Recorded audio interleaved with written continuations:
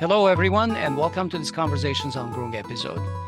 In a moment, we'll be joined by Lenna Hovanessian, who is a board member of the ANC Western Region, to talk about the aftermath of the August 8 meeting in the White House between Nikol Pashinyan, Ilham Aliyev, and Donald Trump, as it applies to the cause of Artsakh, the ethnic cleansing of Artsakh Armenians, and other concerns of the Armenian diaspora. But first, Hovik has something he wants to talk to you about. And I believe not just Hovik, but I talk for both of us Yes, you when do. I say thank you for following us. Thank you for liking, commenting on our podcast, and thank you for actually offering monetary support as well. We're the only English language independent podcast focused on Armenia and the region. And we thank you for the trust to cover stories that others overlook. So to keep doing that, we need more of your support. We have had a lot of people who have contributed to us in the past. And if you haven't supported yet, but you want to and you can, then go to podcasts.groong.org/donate and become a sustaining member. You can choose Patreon, Buy Me a Coffee, and whatever other options that are available out there. And if donating isn't possible, then you can still help us by commenting, liking, and sharing our shows with your friends and colleagues online. That visibility strengthens our voice against well-funded lobbying machines. And we're going to be talking about that today as well. So thank you, and on with the show. Lenna Hovanessian, welcome to the Groong podcast. Thank you. Glad to be here. Hello, Lenna. Welcome to the podcast. Thank you. So, Lenna, as this is your first time on our show, please tell us and our audience a little bit more about yourself, your activities, your interests, and your areas of expertise. Thank you. I'm very happy to be here today to discuss some important topics. My background, I'm an attorney licensed in California and Nevada. I have a background in litigation and also working for the United States District Court in the Central District of California. Most recently, I've been involved in the last decade in human rights advocacy and Armenian cause as ANC Nevada, leading the ANC Nevada as co-chair, and also now on the ANC Western Region board. Some of the highlights of the things I've been able to do as far as policy have been to work on, draft, and pass Armenian genocide education legislation in the state of Nevada in 2021. To really build, I would say, an advocacy machine within the state and create a large footprint for our growing Armenian population, whether it was in government relations, media, or through the legal background that I have and expertise to bring that to the legislation. And then most recently, I've been promoted or, put on the ANC Western Region board. And also through my strong connections with the Nevada congressional delegation, as well as the state and local, but specifically through the Nevada congressional delegation with the leadership of Congresswoman Titus, had some influence as far as the Armenian Genocide Education Act in 2024 and now being reintroduced in 2025, as well as the first ever Azerbaijan Sanctions Review Act, which was a precedent-setting, sanctions bill against the Azeri officials for committing human rights violations, and also for naming the Artsakh leadership and the political prisoners within that bill as a lever. So that's sort of in a nutshell my background, but we can get deeper into the questions. Mm-hmm. Okay, so let's begin with the questions then. Obviously, the most response generating issue over the last month has been the August 8th meeting, where Nikol Pashinyan and Ilham Aliyev met with Donald Trump at the White House. And initial documents that they have called, or the media has called, agreements, peace agreement, and so forth. But what our guests have referred to as memoranda and just declarations. We haven't, even the details that have been disclosed so far attest to that fact. Now, on the show, we have often examined how the proposed corridor that they are envisaging through Armenia would undermine its sovereignty. And today, we actually want to focus on what was missing from all those discussions in Washington, which is any mention of Artsakh, the rights of Artsakh Armenians, who were ethnically cleansed from their homeland in 2020 war and also September 2023. And instead, what happened in the White House was that Pashinyan accepted the dissolution of the OSCE Minsk group, effective this month, effective September 1st. And at the same time, Aliyev secured from Trump a waiver of Section 907, which opens the door to arms sales or restarting arms sales to Azerbaijan. So we have deep concerns about this. I know the ANCA has voiced concerns and the ANC Western region as well. How are you viewing the outcome of the August 8th meeting so far? What was the ANC's reaction to Pashinyan's visit to the White House? Well, I can speak to, of course, the ANC reaction, my personal reaction, having worked in Armenian advocacy for the last decade and really working hard to get our community represented through U.S. national policy for the benefit of Armenia and Armenian causes and human rights, of course. So I would say that this 17-point declaration that was initialed by both Pashinyan, Prime Minister Pashinyan, and Aliyev has many glaring and remarkable omissions. And I've had a chance to look deeper into the implementation of the route, but let's go to what's missing. And what's missing in this, there are glaring omissions. So let's start with there is no mention of any of the rights of the Artsakh Sea, Nagorno-Karabakh. There's no mention of the right of return.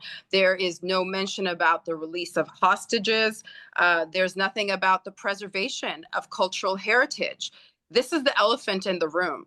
And what happens is that this is a game changer, yes, but what it does is, in effect, it erases through, once it is signed, it has the impact of erasing the rights of the Armenians of Artsakh, the right of return. These are things that Armenians have fought for. We've been advocating for in the United States, internationally. The Swiss parliament has passed legislation about the right of return. And what it does is it undermines years and years of advocacy and really damages the right of return for the Artsakh Armenians.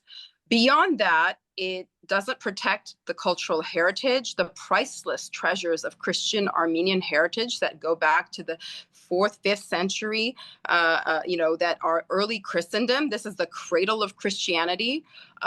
Furthermore, I think one of the most obvious things that could have been done, and this should have been a precondition, there should have been a non-starter without the specific mention of release of Armenian hostages, Artsakh leaders. We see other countries that are in the Middle East advocating for their hostages. Not one word. And I think from a negotiating standpoint, I wasn't in the room, obviously, but when you're negotiating a deal of this level, not to have, at least symbolically, to show some level of reciprocity, the release of hostages is quite appalling for our community. I mean, these Artsakh leaders, as we all know, are being subject to sham trials and being paraded in front of the Armenian community globally. That is a humiliation for all of us. And not to have that as a precondition, as a non-starter, is really a big problem.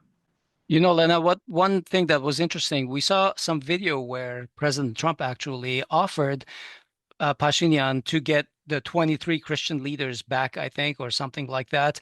And Pashinyan was deer in the headlights, did not know how to respond. It took him a moment to recover from that unexpected thing and basically said he didn't want that.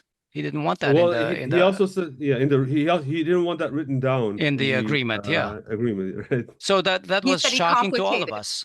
Right. He said that it would complicate matters, that Artsakh issues are a threat to national security. But if you're not negotiating for your most patriotic leaders, people like Ruben Vardanyan, who had no benefit to putting himself in Artsakh, he's given so much to Armenia through the IDEA Foundation, through so many initiatives in Artsakh and Armenia. He went and put himself at risk in order to fight as a national hero.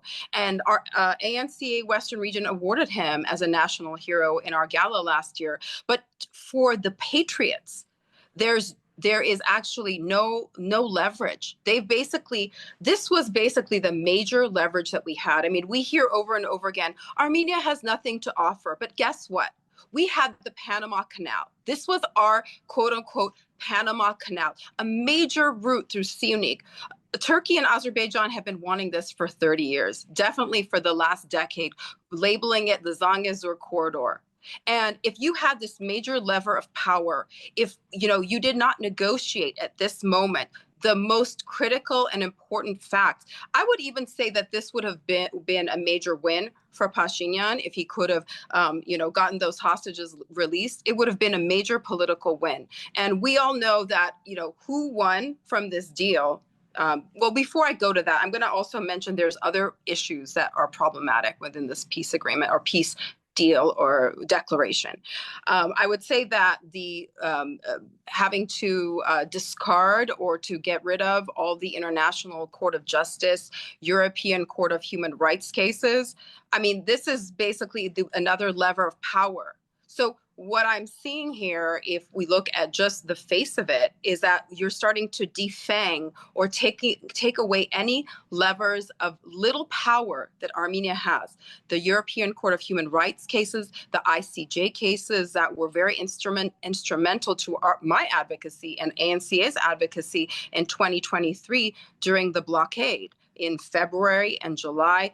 These cases are major cases that gave us some kind of accountability on the international platforms to hold Azerbaijan accountable. Mm-hmm. Now those cases are going to be gone, diminished, dismissed, and erase war crimes, major cases against through CERD, which is the it's for elimination of racial bias and hate that was proudly on display. And all of us saw the torture videos of POWs, civilians, soldiers, executions of female soldiers, all of those things. Yeah, wiped, absolutely. Clean, war crimes. I mean, how can that not be an insult to just equality, reciprocity? There's none of that, unfortunately.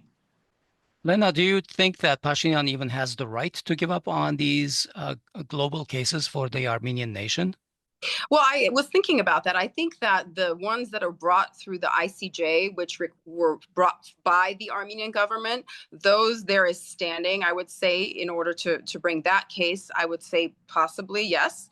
However, on the European Court of Human Rights cases, which are brought by civilians through, I know, Siranush Sahakyan and other attorneys that were brought, those are individual cases. So I would question whether there is standing or authority to get those cases dismissed. Obviously, other measures could be used to pressure for that to happen. And also, genocide doesn't have a statute of limitations, as far as I know.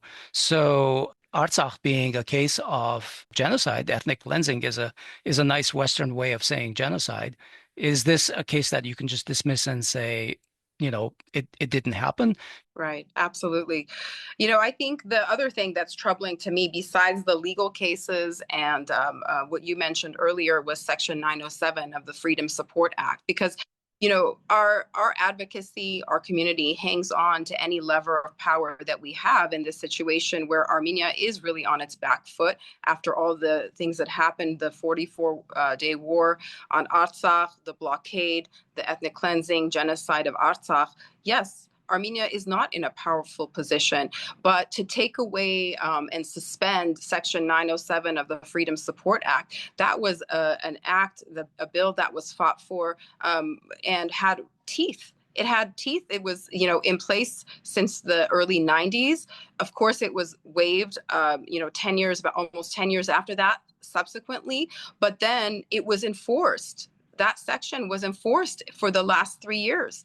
And when you look at some of the footage of the agreement in, the footage in Washington, D.C. from the recent August 8th, meeting, you can see how much delight Aliyev shows when he knows that he says for over 20 years, we've not been able to engage in, military aid through the United States. And he sees that as a major win. Well, if you're giving that major win to Azerbaijan, to Aliyev, what are you getting in return? And I think that is the real big question here is, what is Armenia, not the prime minister getting in return. We know that the prime minister is going into an election in 2026. This is a feather in his cap, ostensibly, but it really questions whether we're just rebranding the Zangezur corridor as TRIP, and in effect having the same risks, major risks, and concessions. You are spot on, and the analysts that we've talked to have actually said that there's nothing here for the Armenians. There's almost everything here that Azerbaijan has demanded, and yeah, this is why, by the way, we don't call it negotiations on this show. We call it a managed capitulation is what's going on. Absolutely, and I would even take it a step further. I would say this is a foreign policy of appeasement. It's a foreign policy of appeasement. Let's not mask it any other way. It's like, you give away Artsakh, it's not enough. And if you notice, now the goalposts are being moved. It's being moved, instead of going back and holding them accountable for something that war crimes and genocide that has already occurred. As a negotiation, the anchoring principle here comes at play. I mean, of course, we're dealing with President Trump, who's about the deal, right? It's about the deal. And so President Trump has said a bad deal, no deal is better than a bad deal. In this case, I think what happened with this Pashinyan and his entourage is they wanted any deal is better than no deal. So they could take that home. And I would say that the details of this declaration are troubling. But I will, just to be fair, I do want to talk, because I've listened to many interviews and read a lot of articles, and I wanted to be fair in my assessment of what could be the gain for Armenia. And I want to put them out there because, I want to be objective. I really want to be positive and objective, but I'll say there are two things that I was observed that could be the upside of this. One would be that they bought time. Time was bought against, being attacked. Apparently, the actual deal is not going into effect until 2028. That's a lot of years. You buy time. There's a deterrence effect, let's say, okay? But the troubling response to that is that when you look at the defense spending and the announcement of the defense spending, Aliyev has increased his defense spending. Now it's up to $5 billion, and he increased it by, I think, $750 million. And you see an announcement by Prime Minister Pashinyan saying that there will be no increase in defense spending. So you bought the time. Why are you not beefing up your defense spending? Because that's what you're supposed to do with the time, aren't you? To defend the country. So that's one aspect of that. Yeah. Lenna, I also want to ask you about what you're seeing. We've heard Tom Barak mention 99-year lease. Trump has been talking about 99-year lease. Pashinyan and his team are saying there is no such thing as a lease, and it's not for 99 years, or they're not, well, they didn't say it's not for 99 years. They've been very vague about it. And when the actual memoranda were publicized, there was nothing about neither like the number of years or the specific details of whether it's a corridor or not. So how would you address those that we get criticized because we say that this is a 99-year lease, and to be honest, there's nothing publicized, but Trump and that doesn't stop Trump from using the 99-year length. So how do we interpret what actually happened? Are there some other agreements that we're not privy to?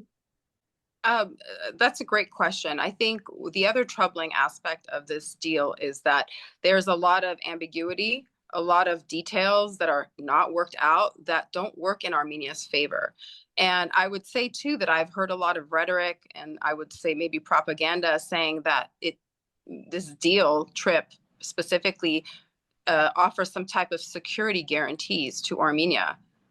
There is nothing in the letter of that document, that declaration, that talks about any kind of military and security guarantees, period. There's none of that. So to promote isn't Trump's phone number a good enough security guarantee? Yeah, seriously. When you're being attacked. Right. Well, I mean, it's sort of similar to when Armenians, when Azerbaijan took over the Goriskapan highway, the Armenian National Security Service was passing around a phone number saying, hey, if you ever get stopped by Azerbaijanis or if you get kidnapped, this is a number to call. But If they it ever seems kill you, call us. Yes, yes. exactly. Well, look, we don't have the luxury of wishful thinking, and I like to be optimistic in general when it comes to, we want peace. Armenians want peace. Like, let's not, that is obviously our objective here. And so I'm not saying that attempts towards peace are not worthy, honorable, but there has to be some type of balance. And if there's not balance, there has to be a gain. And as I said, if you're giving a Panama Canal type of access route that has been dreamt of, and it is a game changer, and you're inserting the United States into Syunik. And, Syunik is a hot button, important point. It is our major transit route from Iran, and where we get a lot of it is a major security compromise. And although Armenia and Pashinyan and this, it's being promoted as only a commercial, a commercial joint venture with the United States, with a lot of the details left out. What's important is that it's at a very critical point. And if we've ever seen it before in other aspects, whenever you give access and opportunity to somebody who's going through a transport corridor like the Lachin corridor, what did Azerbaijan do? They used it as a choking point, and they basically created a blockade. And so any type of risk, there's access and opportunity for that risk. Now, speaking about the joint venture between the United States and Armenia in building and managing the trip route, major issues of concern. I mean, there's obviously so many details that are left out. Who is going to be the third party contractor or operator? I mean, can't we see this as sort of like an opportunity for a Trojan horse? I mean, this is a Trojan horse because you don't have control over the third party, or they say, okay, Armenia has a say over the third party, manager or controller. But at the same time, Azerbaijan is already saying, we don't want to interface with any Armenia security or border people at Armenia's border. They've demanded that. That is basically the whole thing, where Azerbaijan, which has been getting so far everything at once, is saying that you can be sure that we will never see another Armenian. Armenian officials are being vague about it. Like, even after this trip signing, Pashinyan, I think he was asked once, and Arad Mirzoyan was asked twice, are the Azerbaijanis going to be inspected? Are we going to be inspecting Azerbaijani passports? And each time there's a vague answer, essentially a non-answer, but Aliyev at the same time continues to insist that Azerbaijanis will not see an Armenian face. So how does that work? How do you defend that type of a deal? I'm not sure. Right. This is supposed to be a commercial transit corridor, right? What the obvious problem here is the transportation of weapons or other, things that could happen along the route. Whether it's spying by a third party operator, because this is, again, we're talking about a very sensitive border to the south of, with Iran. And there are all kinds of geopolitical interests in order to opportunities for that to happen, and for Armenia to be used as a geopolitical hot point is really we already have enough problems. And so I would say the Trojan horse analogy to me is very obvious. The only thing I have read about, from those who say that they were in the room negotiating, is that there's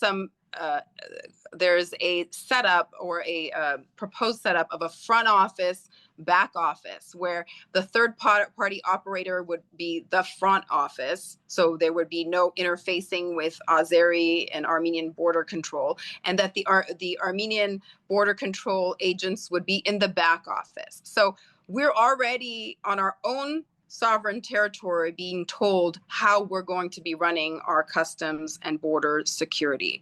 Yeah, let's say there's an escalation. What does that mean? So those are like, eventually, people with guns have to be involved. So how do we? Anyway, I think I appreciate Yeah, I agree.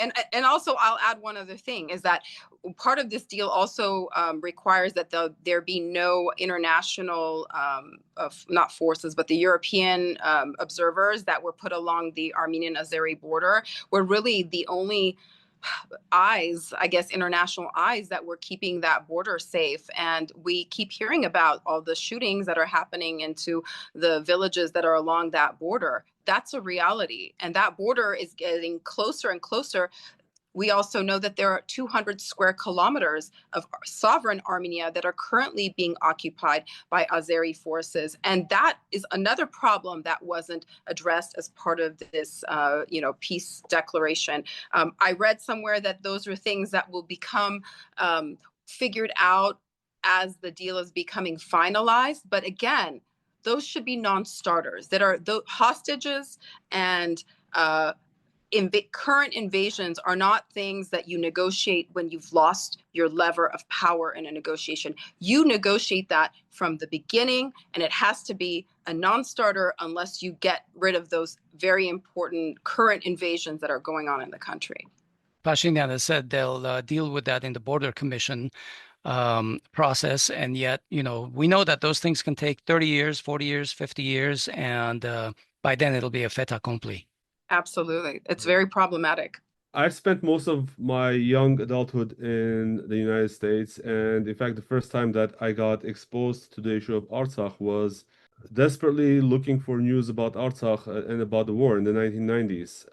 And that's how I got hooked into issues about Armenian American advocacy. And for many of us, the issue of Artsakh has been the defining moment of our identity, or defining component, foundation of our identity.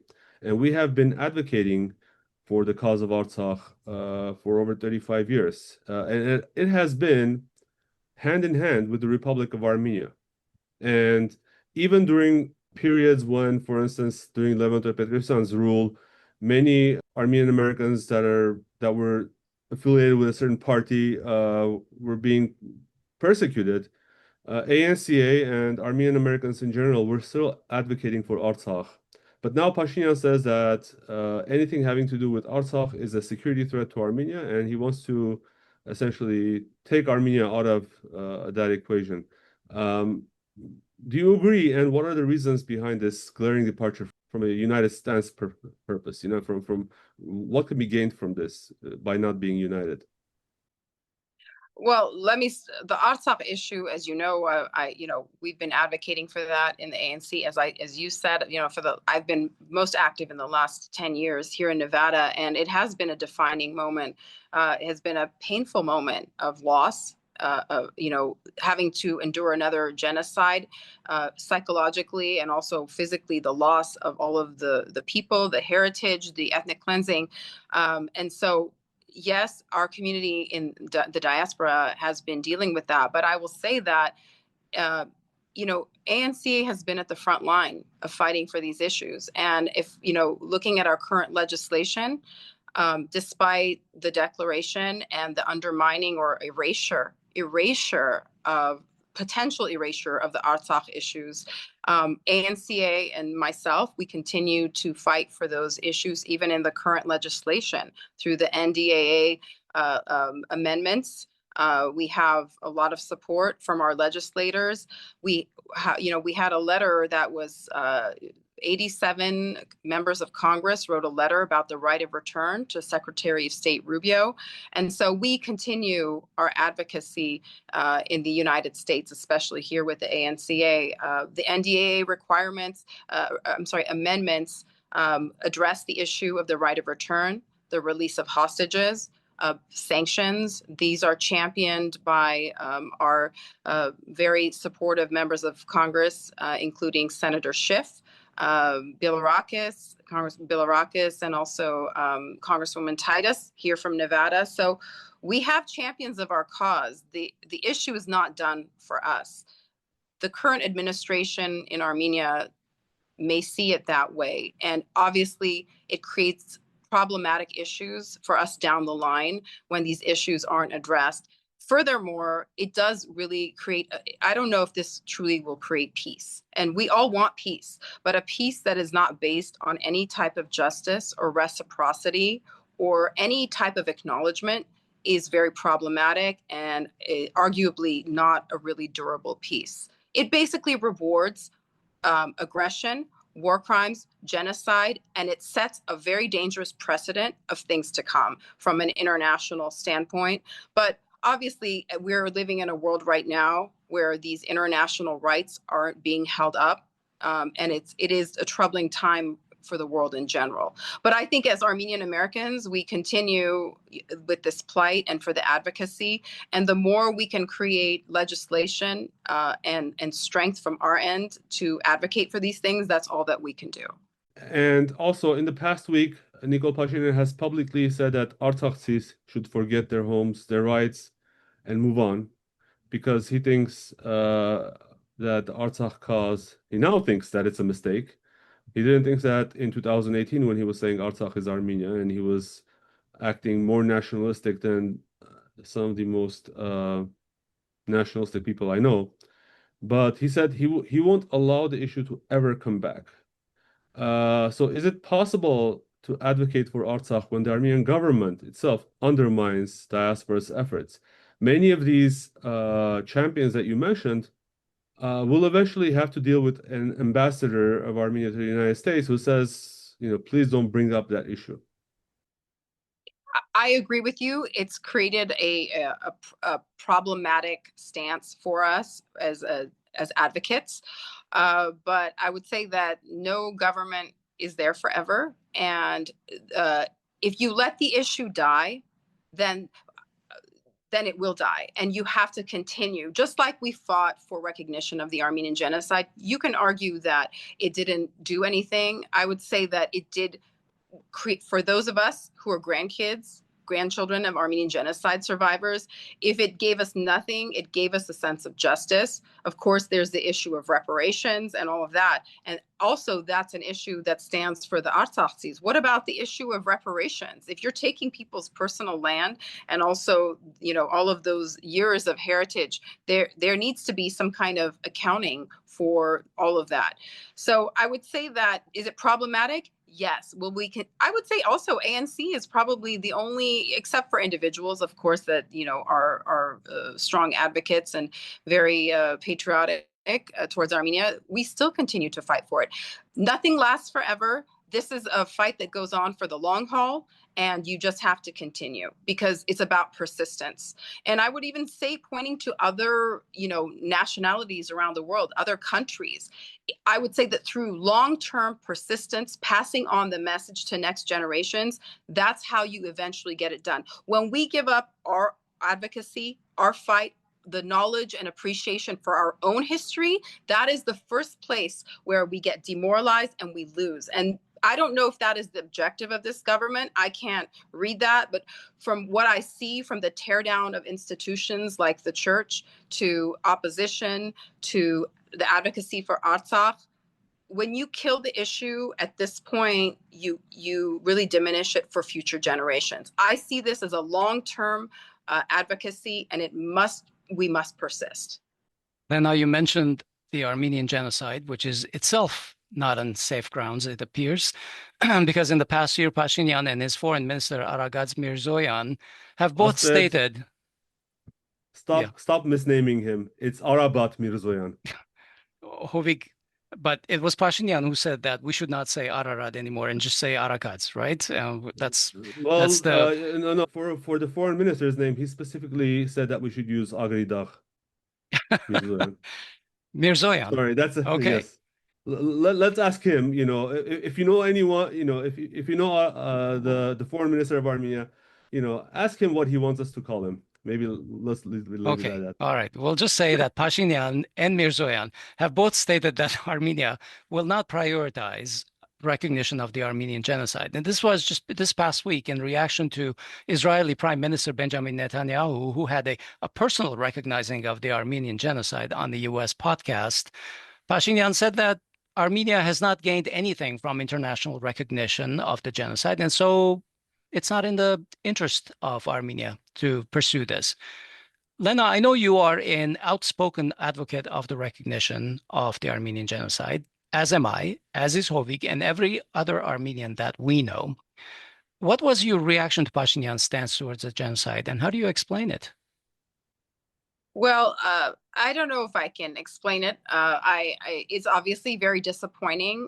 It does create a feeling of what shall I say, hurt within the diaspora, and I think that he has made statements that he talks about only representing Armenia. It's the Armenia as it is, not Armenia before, not the current Armenia, and that I've heard that refrain. We've all heard that refrain.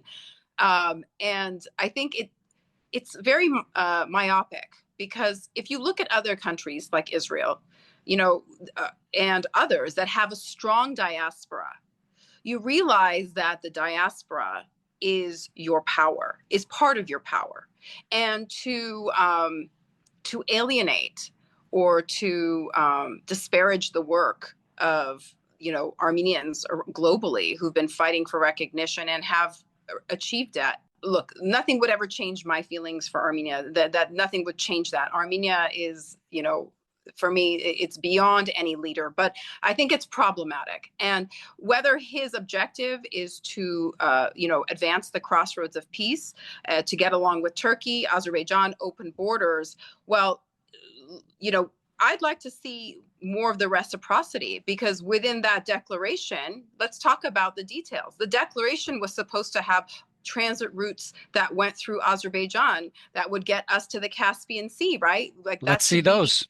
Mutual, reciprocal. So, I digress on that point, but the point is that if you're trying to reach an objective like that, then advocate for that reciprocity. It's not in the interest of Armenia to alienate a diaspora which has a lot of experience, has a lot of wealth, and wants to invest in Armenia and be there. So I find that to be divisive, and I think there's a lot more diplomatic ways that he can say that and still get along with his objectives of opening borders. Absolutely, absolutely. But Pashinyan has been driving a wedge between the Republic and the diaspora for years, and his government cronies slam traditional diaspora institutions like the ANC and the ARF, the Armenian Church, all the time. I mean, all you have to do is open the Facebook pages, and all that drivel is right there.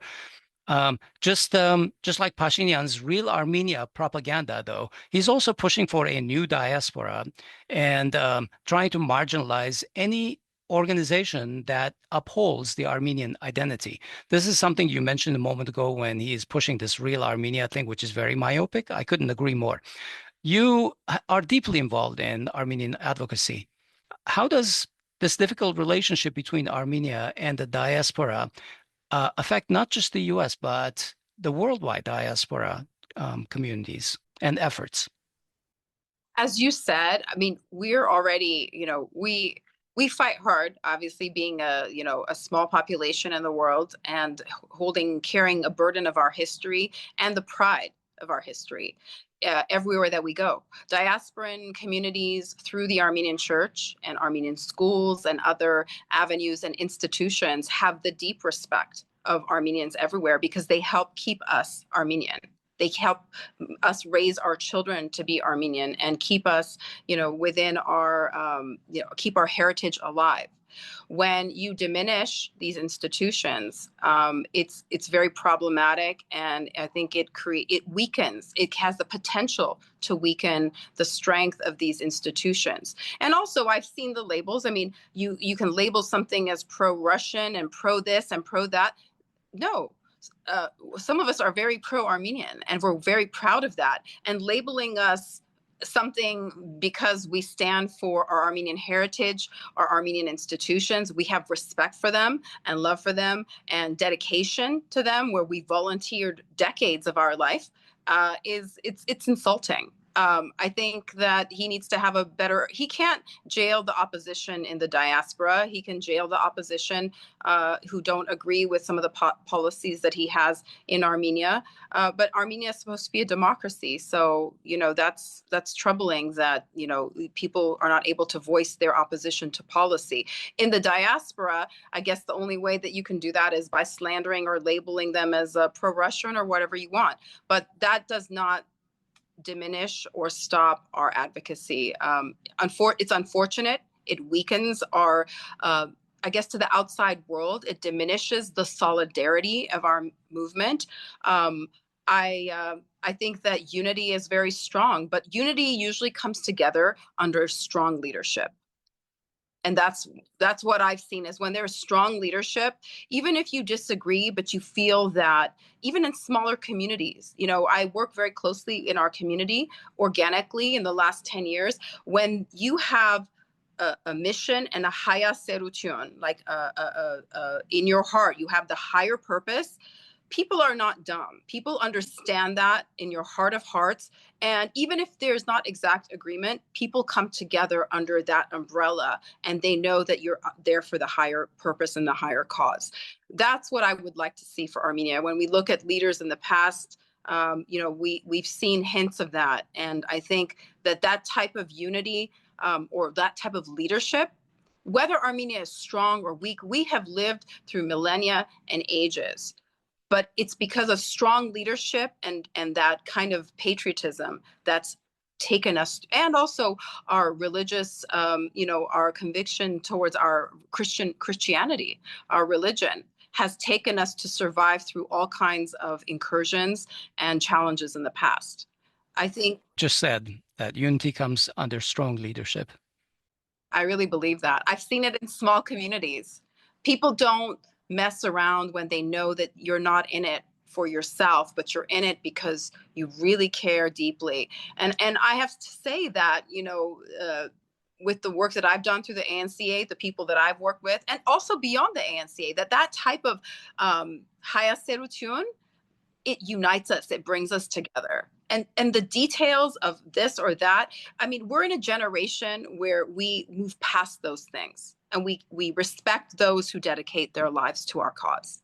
Azerbaijan and Turkey, with help from some other major lobbies, have invested heavily in lobbying and influence campaigns in the United States and worldwide to shape policy that, let's just put mildly, is anti-Armenian. And from time to time, we see reports of investigations into bribery or corruptions linked to, for instance, Azerbaijani lobbying. Yet few of these cases seem to result in guilty verdicts or lasting consequences. There was recently a verdict in Germany where the person got, I think, a suspended sentence and some slap on the wrist in terms of the monetary amount of fines. That was MEP Lindner, I think. Yeah, Lindner, there are a few others, but this raises doubts whether institutions can effectively curb this foreign influence and what that failure means for those advocating for Armenia and Artsakh. What obstacles does the Armenian American community face in countering Azerbaijan's lobbying and influence efforts? And how effective have institutions been in ensuring the accountability for their transgressions? I would say that the Azeri laundromat, caviar diplomacy, whitewashing, sports washing, genocide washing is their playbook. And do they have the resources to do that? Absolutely.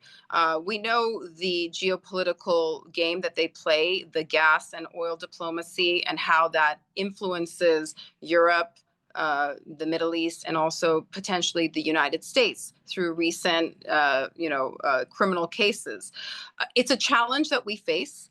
And I think that when you look at the counterbalance that has to be done for that, I think that we as a organization, as a community, let's say, can, in order to level the playing field, become a little bit more political savvy and aware. And not only that, but to put more money into political advocacy. we can see that through other communities, that they're able to influence American politics and international politics by putting a little bit more resources into that. And that can have a tremendous impact to somewhat level the playing field. But I would say, too, that we have a very strong Armenian spirit. And I think that we've been able to counter that. But I think we need to become stronger, create more sophisticated mechanisms. I will say specifically fundraising. I mean, it's, I've done some of that in the state of Nevada, but it's also been my my work as an advocate, my legal background. I've put in that resource into building the relationships, and we've done that across the country as ANCA. So I will say the recent, whether it's Eric Adams, the mayor, former mayor of New York, and whether it is Cuellar in Texas, who's currently being tried for, bribery, money laundering, bribery, and under FARA.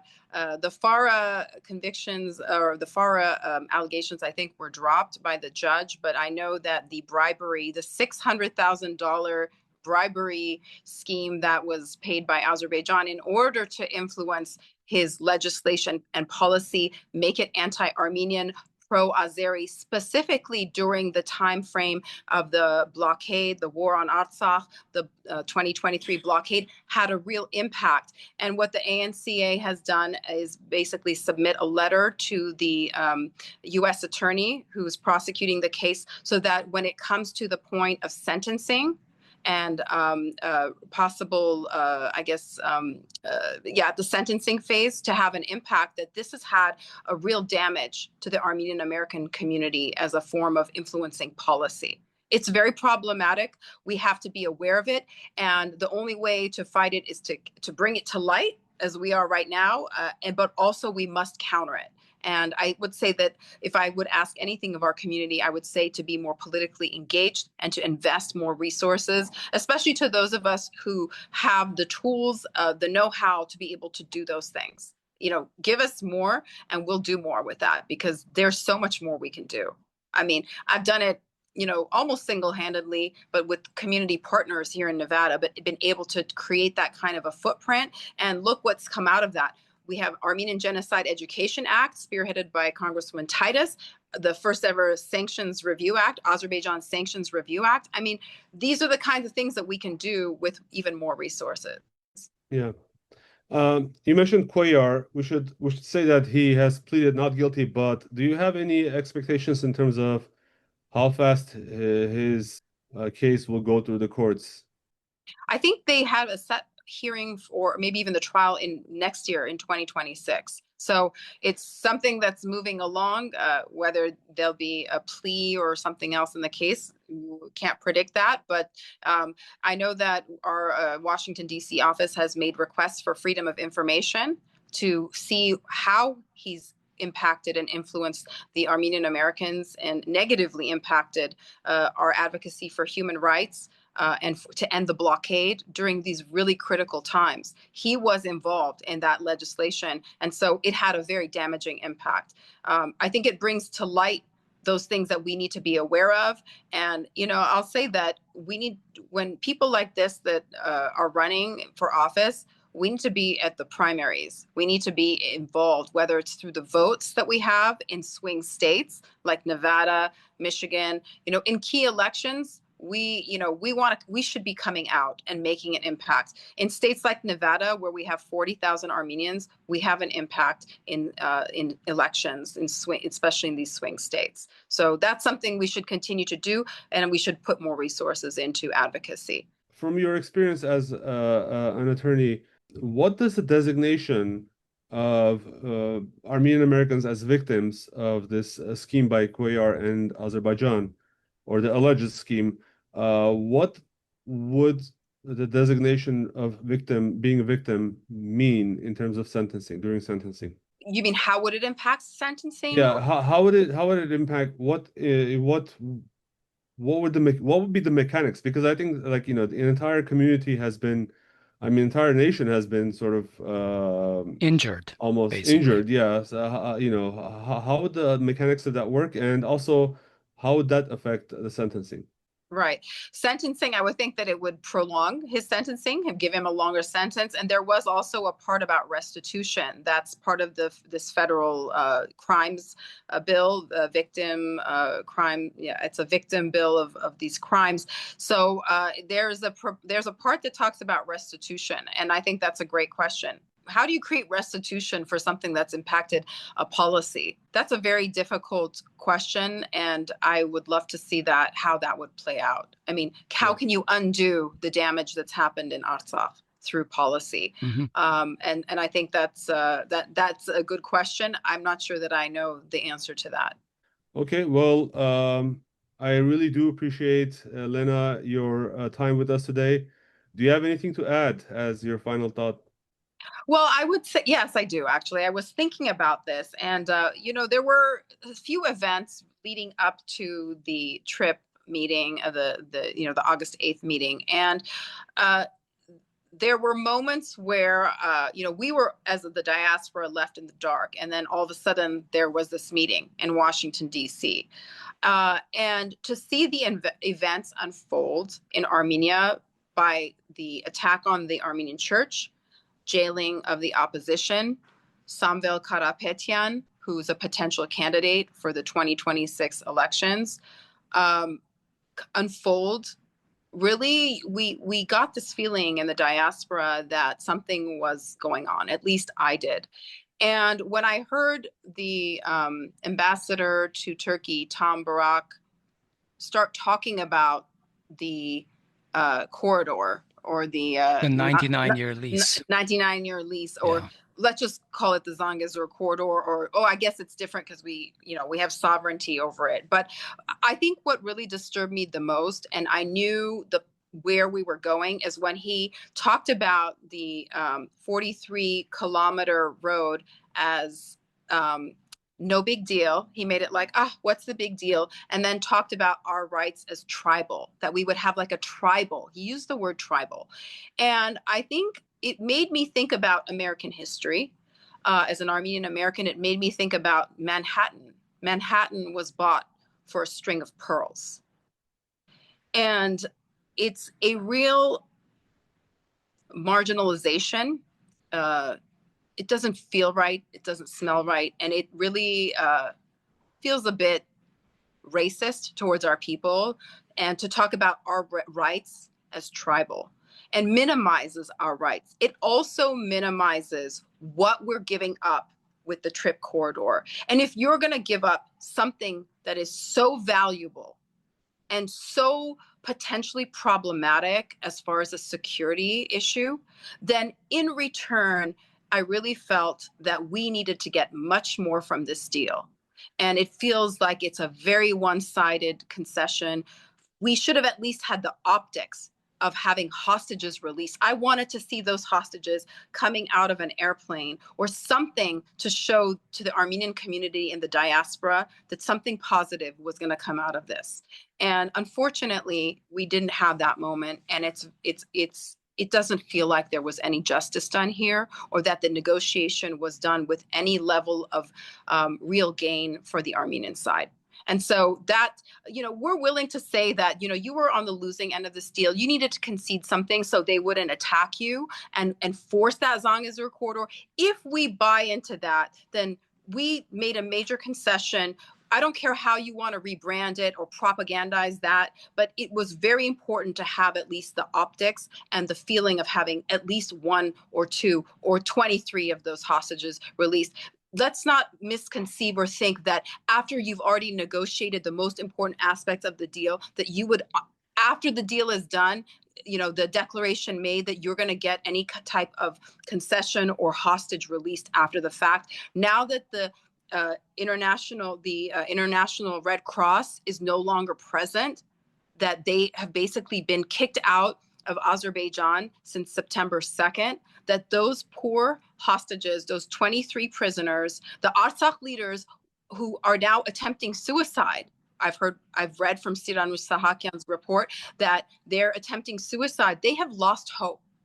So it is not only like a bad deal, but it's a demoralizing deal. And that's really problematic to us as our community, for our spirit. And I would, mhm. I think behind closed doors, Aliyev has told Pashinyan he will concede nothing, zero, and he will get everything, 100%. And they can manage it the way they want it, whatever, put lipstick on a pig or whatever you want, but he will give absolutely nothing. That's why not even a single prisoner was. I mean, those prisoners, I realize some of the ones that were taken after September 2023, that's one thing, and that's the leadership of Artsakh. But all the other prisoners were taken during the 44-day war. Those were all supposed to be an all-for-all exchange according to the ceasefire agreement that was signed in November of 2020. None of them came home because Pashinyan just shipped everybody like an idiot to Azerbaijan, after which Aliyev decided, well, I don't have to give you anything. I have what I need. So that's what happened. And may I say one more thing, Lenna, before I close? About the tribal comment from Tom Barrack, that is an absolute 100% Turkish and Azeri narrative that Armenians are a tribal people who didn't have a state or a republic or anything throughout history, and they've just settled in the lands that are today, Eastern Turkey and today's Armenia and parts of Azerbaijan and Iran. So Point well that's taken. what's going on.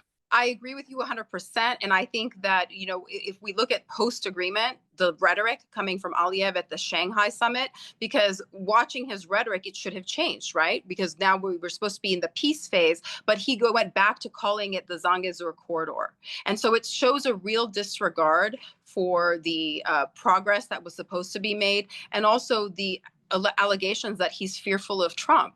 I mean, that was sort of supposed to be the lever. Okay, there's no security guarantees in writing. There's no guarantor. America is not the guarantor. America has a commercial benefit out of this trip deal.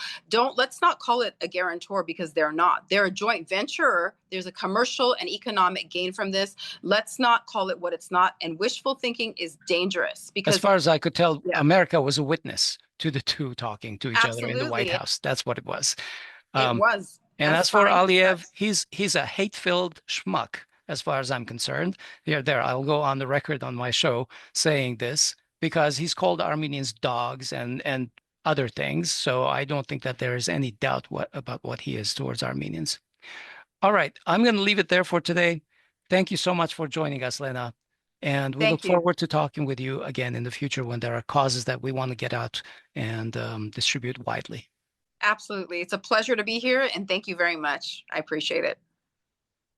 Thank you, Lenna. That's our show today. This episode was recorded on September 5, 2025. We've been talking with Lenna Hovanessian, who is a board member of the Armenian National Committee of America in the Western region. For more information on the participants in this episode, check out our show notes at podcasts.groong.org/episode number.